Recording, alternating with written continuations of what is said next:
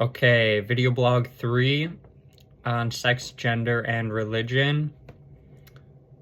Topics related to sex and gender seem, to a lot of people, I think, like they are simple.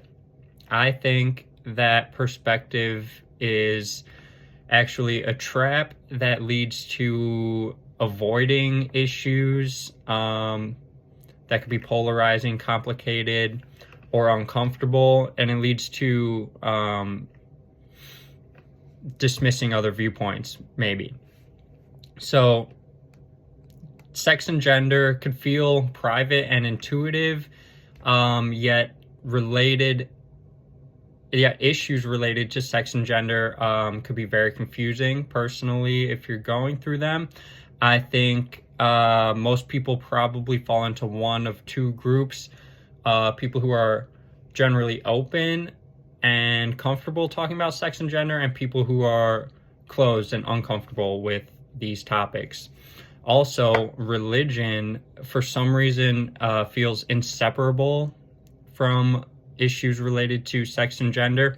I'm not exactly sure why that is, but I think people sometimes hold very rigid beliefs related to religion, sex, and gender. So there's that.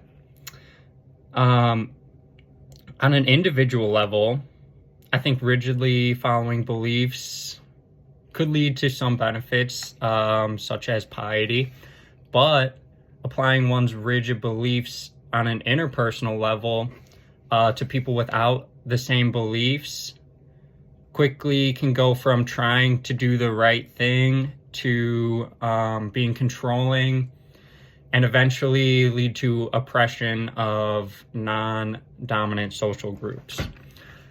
I think in the USA, straight Christian men might be less likely to critically consider issues regarding sex and gender. And this group is generally aligned on issues regarding sex and gender because they represent the dominant social group. They can potentially have the power and ability to just dismiss other perspectives. Quick stats note, Christian men are obviously not the majority in the US because half the population is female, straight Christian men, I should say. But, I mean, straight and Christian are both pretty overwhelming dominant groups. So it comes down to like a male versus female thing, I think, sort of, which is interesting because probably the biggest current issue related to sex and gender and religion is abortion.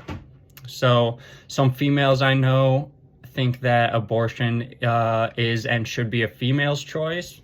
And some Christians I know think that it should strictly be a religious issue. So that's a good example of how different intersecting parts of a person's identity can potentially conflict with each other within somebody about certain issues. So, I mean, I can imagine how that might cause stress and force a person to make a decision about who they are, how they view themselves, and about what part of their identity is more important to them. In that example, gender and religious identity are put into conflict. For many people in the LGBTQ plus community, religion is put into conflict with their sexual and gender orientation, again, causing stress. I don't think I need to go further into that because everyone knows, or I mean, I feel like it's pretty obvious that a lot of a certain viewpoint thinks that like any LGBTQ is just completely against the Bible or whatever, you know. So I mean, there's that. So that's for LGBTQ and Christian communities intersecting stress. But for straight Christian men, I don't really have a example of how these different intersections of their identity clash and cause stress when coming together. So maybe that's one reason why issues of sex and gender might seem so simple to people in multiple dominant cultural groups. Maybe being in these dominant cultural groups can increase rigidity of thought because there's less reasons to check yourself, less reasons to check your biases or consider other perspectives because everything just lines up perfectly for these people. In related news, I'm recently realizing that, brushing past issues that are seemingly unrelated to me only leads to continued ignorance of social disparities. I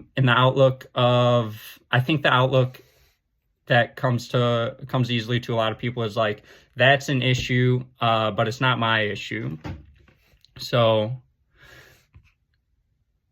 I mean, that's just ignorance, so it leads to, it's ignorance on the micro level, and it's ignorance on society-wide macro levels. So it just leads to continuing to follow the status quo. So this kind of leads us, and I'm running out of time, but this kind of leads us to the Olympic Committee debate between identifiers and anatomists. Everyone kind of feels like this is not an issue for them. They just don't want to talk about it because it's so complicated. At least that's what it seems like in my personal circles. But I had a lot of stuff on here. I'm already past 7. I'll just skip to the end. I think that, props to the Olympic Committee for at least trying to tackle this discussion and come to a general consensus. But the Olympics, they're just games, right? So they probably shouldn't be the ultimate authority on sex and gender. So that's that. Thank you.